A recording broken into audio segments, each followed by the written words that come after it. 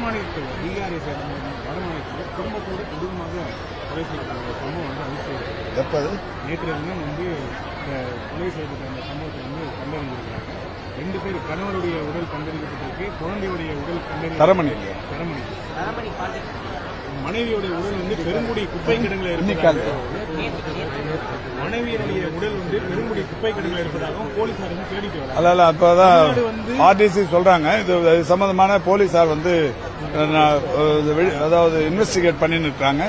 ஆனா இது மிக பெரிய அளவில் சட்டம் ஒழுங்கு இன்னைக்கு பாதுகாப்பாக இருக்கிறது. இந்த தனிமனித விரோதங்களினால் நடைபெறுகிற இந்த விஷயங்களை பொறுத்தவரை காவல்துறை ஒரு மிகப்பெரிய அளவில் ஒரு நடவடிக்கை எடுத்து தண்டித்துக் கொண்டிருக்கிறது.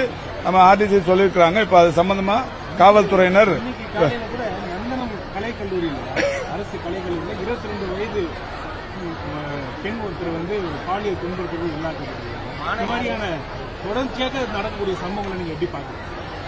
இல்ல உண்மையிலேயே நான் பார்க்கலங்க. அது பார்த்துட்டு என்ன நடந்ததுன்னு கேட்டாங்க.